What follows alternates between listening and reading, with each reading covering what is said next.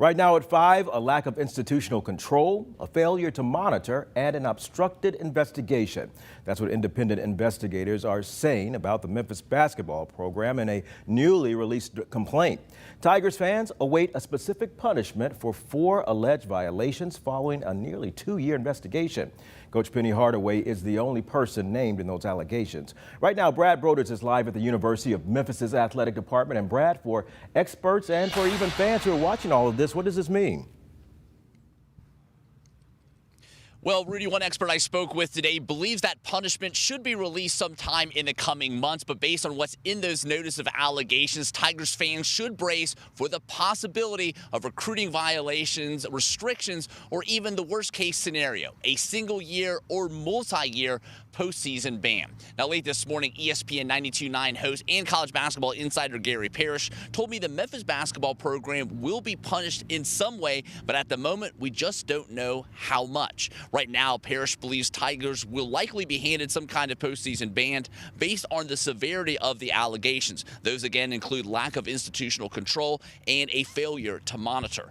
Since the program chose to be investigated through the newly formed Independent Accountability Resolution Process, or IARP, any punishment is final and cannot be appealed.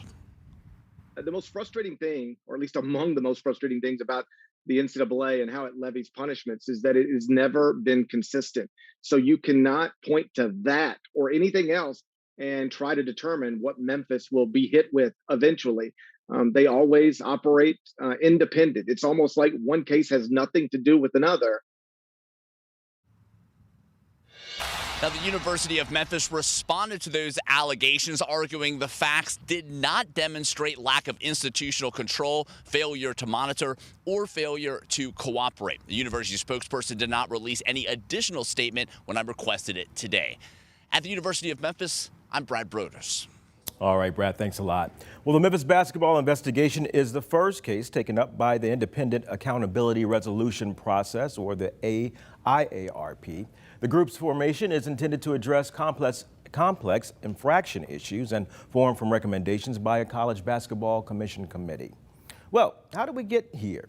James Wiseman, does that ring a bell? That's because he was essentially forced off the Tigers team when the NCAA questioned his eligibility.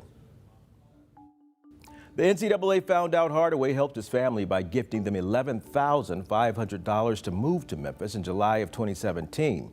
March 2018, Hardaway was named the coach of the Tigers. In November of that same year, Wiseman commits to the Tigers. 2 years after relocation assistance, the NCAA accused Penny of recruiting violations that had taken place in or around the summer of 2017. Just a week later, on November 5th, Wiseman was deemed ineligible, but it didn't stop Penny from debuting Wiseman in the game that same night. He scored 28 points and had 11 rebounds. Now, this move started a legal battle. Wiseman's team filed a suit against the NCAA, getting a temporary emergency restraining order.